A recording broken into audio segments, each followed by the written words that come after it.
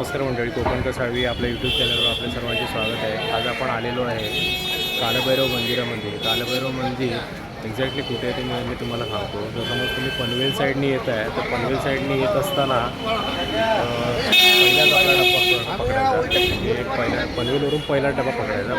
पहिला डबा पकडल्यावर मस्जिद बंदरला उतरायचं। मस्जिद बंदरला उतरल्यावर पहिल्याच ब्रिजने सरळ खाली चालत यायचं। म्हणजे हार्डली 15 ते 20 मिनटाचं अंतर आहे। तर 15 ते 20 मिनटाच्या अंतर चालत आल्यावरती मुंबादेवीकडे जाणारा रस्ता कोणाला पण विचारायचं की मुंबादेवीकडे जाणारा रस्ता कोणाला पण विचारायचं। कोणाला विचारायची पण गरज नाही, एकदम सरळ रस्ता आहे। मुंबादेवी थोडं पुढे राहिलं, मुंबादेवीच्या आधीचा पहिला राईटने आलात तुम्हाला हे मंदिर दिसून येईल। तुम्ही इकडनं येत आहे तर इकडनं सरळ या रस्त्याने चालत यायचं आणि हा सरळ रस्ता तिकडे तो बुलेश्वर मार्केटला जातो आणि इथे हे आपलं मंदिर आहे। हे बघा, कालभैरव मठ म्हणून हे मंदिर नावाने हे मंदिर आहे। इथे आतमध्ये व्हिडिओ काढायला अलाउड नाही म्हणून मी तुम्हाला बाहेरूनच दाखवतो। जेवढं शक्य होईल तेवढं मी तुम्हाला व्हिडिओद्वारे दाखवतो। हे बघा, तुम्ही बघू शकता।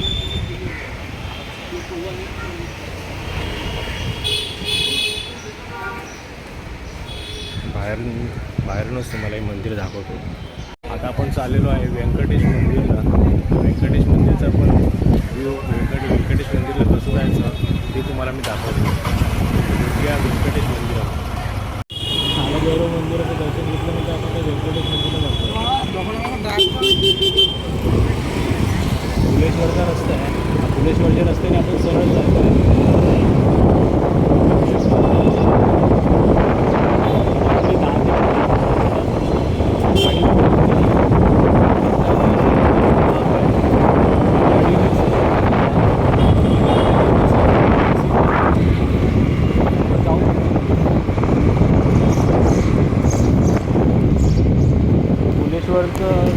बुलेश्वर मार्केट आहे, काळबादेवी मार्केट बोलतात।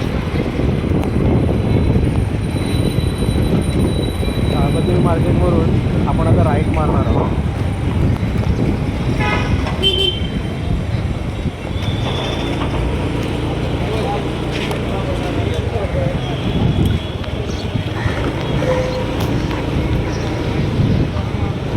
बुलेश्वर मार्केट आहे, इथे सगळे होलसेलचे सगळे दुकानं शॉप आहे। तिथे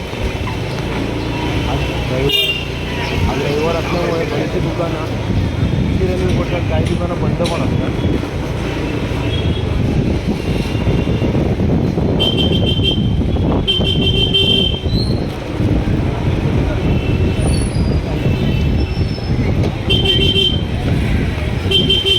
रहदारीचा रस्ता आहे पूर्ण। रहदारीचा रस्ता असल्यामुळे गाडी एकदम स्लो चालवायला लागते।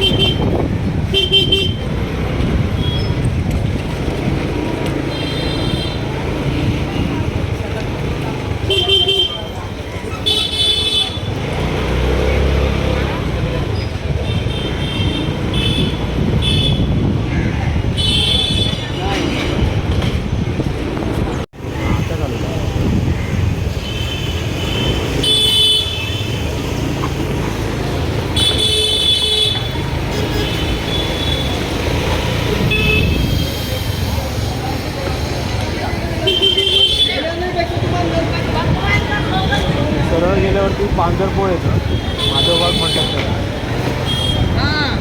आणि इकडनं आपण लेफ्ट मारणार आहोत। लेफ्ट मारून आपण सरळ जाणार आहोत। इकडे मुंबई पांजरपोळ हे इकडे आहे। चल आपण जाणार आहोत।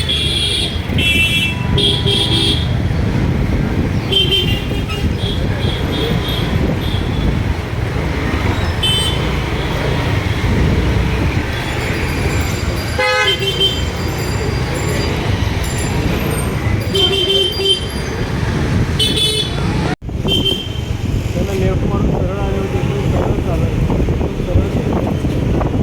सरळ आल्यावर आपल्याला पहिलाच लेफ्ट आपण मारायचं।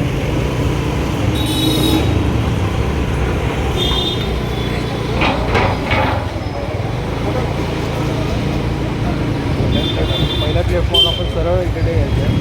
हे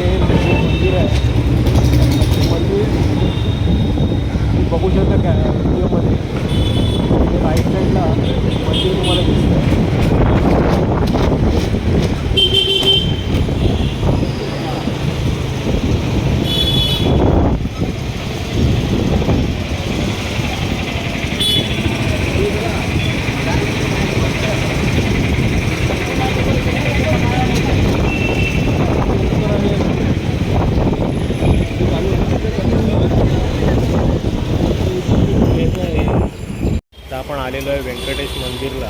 व्यंकटेश मंदिरमध्ये आतमध्ये व्हिडिओ काढायला अलाउड नाही, त्यामुळे बाहेरूनच तुम्हाला व्ह्यू दाखवतो आहे.